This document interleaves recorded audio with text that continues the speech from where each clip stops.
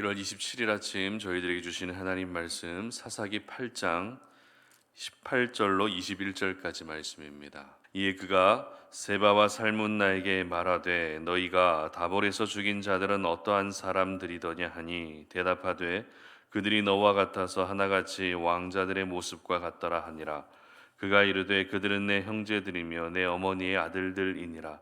여호와께서 살아계심을 두고 맹세하노니 너희가 만일 그들을 살렸더라면 나도 너희를 죽이지 아니하였으리라 하고 그의 맏아들 여델에게 이르되 일어나 그들을 죽이라 하였으나 그 소년이 그의 칼을 빼지 못하였으니 이는 아직 어려서 두려워함이었더라.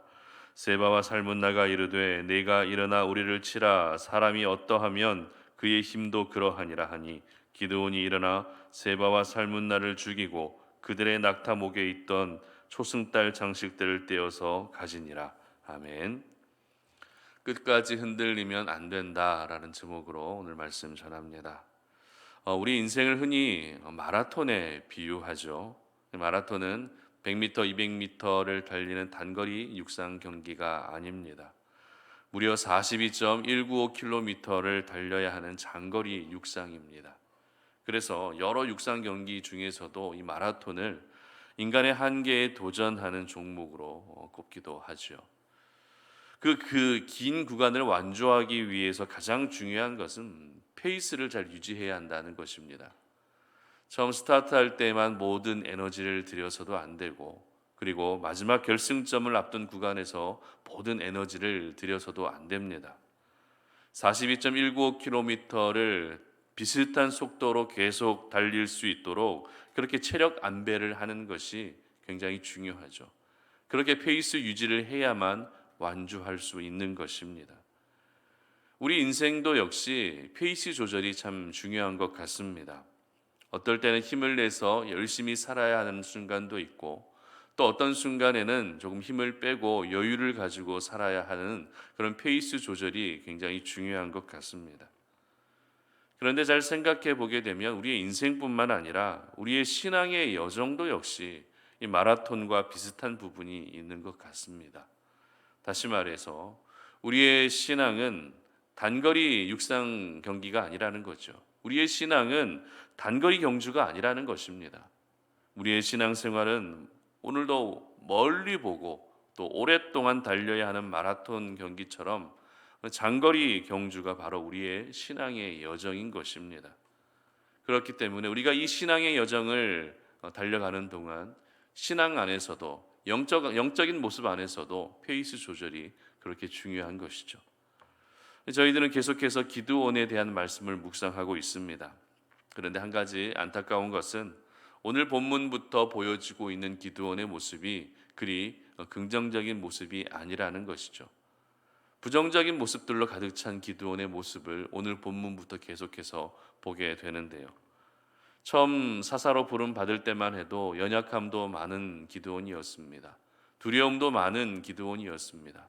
하지만 그런 가운데에서도 이스라엘을 구원할 사사로 세워지면서 그 대단한 일들을 감당했던 기드온은 분명 배울 점이 많은 사람이 맞습니다.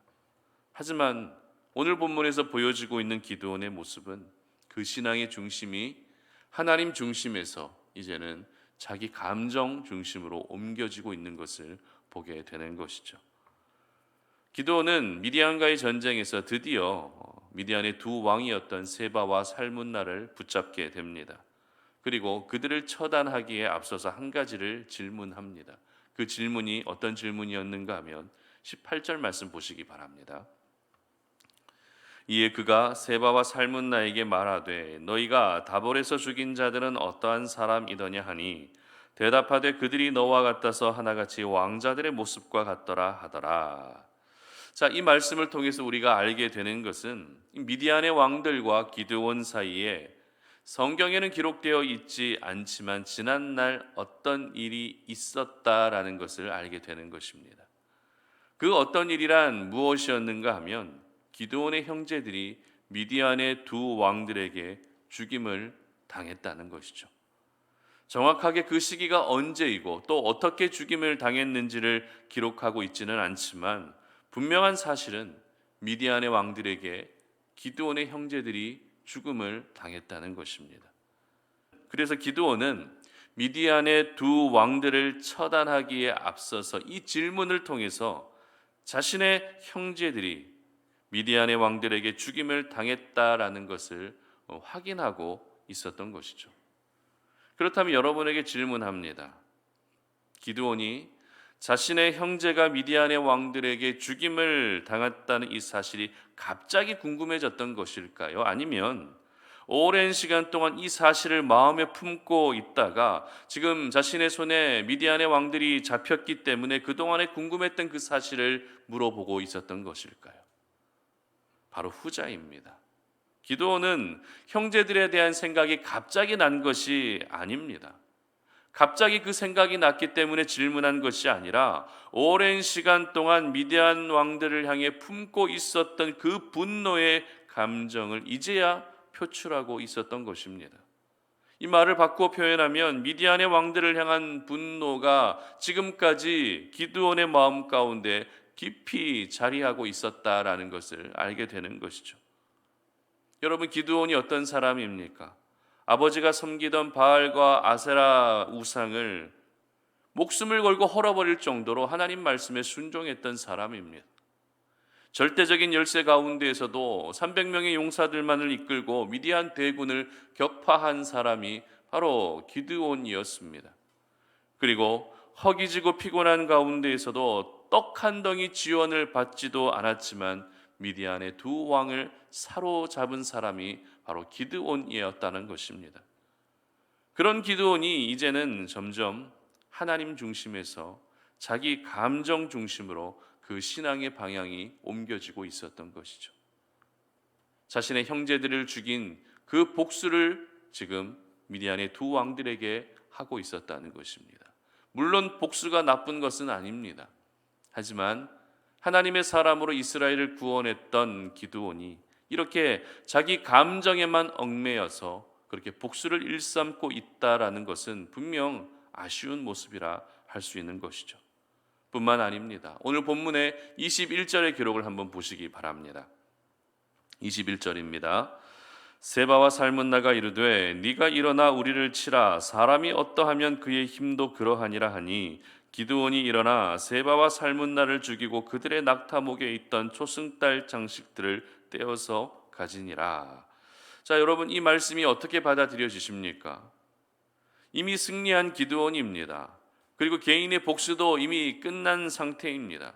그런 기드온에게 과연 초승달 장식이 필요했을까요? 초승달 장식이라는 것은 당시 이교도들이 섬기던 달의 신, 월신을 상징하는 것입니다. 그런데도 기드온에게 이 초승달 장식이 왜 필요했기에 그것을 취해서 가져갔다라고 오늘 본문은 기록하고 있는 것일까요? 여기서 저희들은 초심을 잃어버린 기드온의 신앙을 또 한번 확인할 수 있습니다. 초승달 장식은 기드온에게 전혀 쓸모없는 것입니다. 하지만 기드온은 초승달 장식을 취하게 되는 영적인 우둔함을 보이고 말았던 것이죠. 전리품으로 취할 목적이었다면 다른 것을 취하는 것이 맞습니다. 차라리 낙타를 취하거나 다른 전쟁 도구들, 그런 무기들을 전리품으로 취하는 것이 더 나을 수 있습니다. 그러나 기드온의 눈에 들어왔던 것은 초승달 장식, 즉 미디안의 왕들이 섬기던 우상이 눈에 들어오고 말았던 것이죠. 정말 깨어있는 하나님의 사람이라면 아버지가 섬기던 바알과 아세라상을 깨뜨렸던 것처럼 그 초승달 장식도 역시 깨뜨리는 것이 맞습니다. 그러나 기드온의 신앙은 이미 다른 곳을 향하고 있었던 것이죠. 하나님을 향한 신앙이 아니라 오로지 자기 감정에 충실한 그런 모습으로 지금 변하고 있었던 것입니다. 그리고 기드온의 어리석은 모습은 내일 본문에서도 계속해서 이어지게 되는데요. 기드온은 백성들에게 말로는 하나님이 우리를 다스린다라고 말하고 있지만 정작 그의 행동은 금으로 에봇을 만들게 됩니다. 에봇은 제사장이 입는 옷을 의미하는데요. 쉽게 말해 금으로 된 옷을 만들었다는 것입니다. 결국 이 에봇을 이스라엘 사람들이 우상으로 여기면서 기드온과 그의 집에 올무가 되어 버렸다라고 성경은 분명히 기록합니다. 오늘 기드온의 이와 같은 모습을 통해서 저희들이 기억해야 할 사실은 오늘 제목과 같이 하나님의 사람들은 끝까지 흔들리면 안 된다는 것입니다. 처음 믿은 그 믿음이 주님 오시는 그날까지 잘 지켜질 수 있도록 자신의 믿음을 오늘도 돌아보고 또 점검해야 하는 것이죠. 물론 이 믿음을 지켜가는 과정에서 오늘 기드온처럼 개인적인 감정이 불쑥 솟아오를 수도 있습니다. 눈에 보기 좋은 것을 자신의 소유물로 삼고 싶은 그런 마음들도 생길 수 있습니다. 그러나 이 모든 사탄의 공작들 가운데서도 끝까지 그 믿음을 지켜내는 것이 바로 저희들이 살아야 할 삶이라는 것이죠. 기드온은 분명 자신에게 맡겨진 미디안과의 전쟁을 승리로 이끈 만큼 그 공로가 굉장히 큰 사람입니다. 하지만 기드온은 자신의 믿음을 지키는 데에는 실패한 인물이었던 것입니다. 전쟁의 승리를 통해서 모든 사람들에게 박수를 받을 수 있었지만 믿음을 지키는 것은 다른 사람들이 별로 관심을 갖지 않는 일이었던 것이죠. 그러나 믿음을 지키는 것은 다른 사람들은 관심을 갖지 않는다 할지라도 하나님에게는 가장 큰 관심사인 것입니다. 그러므로 우리 성도님들에게 권면합니다. 내가 지금 살아야 될 삶도 잘 살아야 되고 지금 내가 감당해야 될 사명도 잘 감당해야 되겠지만 무엇보다 마지막까지 하나님께서 여러분에게 허락해 주신 그 믿음을 잘 지켜낼 수 있기를 바랍니다. 끝까지 하나님을 바라보는 그 믿음이 절대 흔들리지 않으시기를 바랍니다. 우리가 살아가는 이 세상은 우리의 믿음을 끝까지 지키는 것이 결코 쉬운 세상이 아닙니다.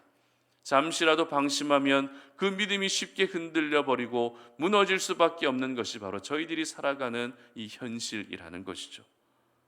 42.19km를 달려야 되는 마라톤 코스와 같은 우리의 인생이고 또 우리의 신앙의 여정이지만 여러분 끝까지 믿음의 페이스를 잘 유지할 수 있기를 바랍니다.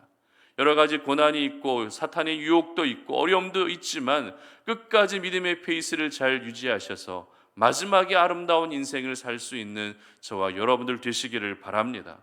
여러분의 마지막 모습이 더 아름답고 여러분의 마지막 모습이 하나님 보시기에 더욱더 귀하고 신실한 하나님의 사람으로 살아가는 것이 오늘 저희들이 살아야 할 삶이라는 것을 모두 기억하셔서 여러분들의 오늘의 삶이 끝까지 흔들리지 않는 믿음의 사람들이 되시기를 주님의 이름으로 축복합니다. 함께 기도하겠습니다. 하나님 아버지 감사합니다. 오늘 이 아침에 우리가 주님 앞에 나와 이 성전에서 기도하며 오늘 이 하루를 믿음 안에서 시작합니다. 하나님이 허락해 주신 그 믿음을 우리가 마지막까지 잘 지킬 수 있는 저희들 되기를 원합니다. 순간순간 그 믿음을 흔드는 여러 가지 사탄의 유혹들과 공격들이 있지만 그러나 하나님 중심으로 우리가 믿음 생활하기를 원합니다.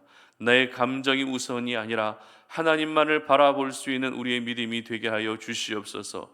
끝까지 흔들리지 아니하는 그런 믿음을 가지고 이 땅을 살아갈 수 있는 하나님의 사람들이 될 수 있도록 은혜 베풀어 주시기를 원합니다. 우리의 믿음의 페이스가 하나님 결코 무너지지 아니하게 하시고 우리의 그 신앙의 페이스가 하나님 아버지 늘 하나님이 기뻐하시는 모습으로 잘 이어질 수 있게 하시어서 하나님 이 마지막 때에 우리의 믿음이 흔들리지 아니하고 하나님을 변함없이 잘 섬길 수 있는 우리의 신앙의 방향이 하나님만을 향할 수 있는 믿음의 사람들이 되게 하여 주시옵소서. 감사드리며 예수님의 이름으로 기도드립니다. 아멘.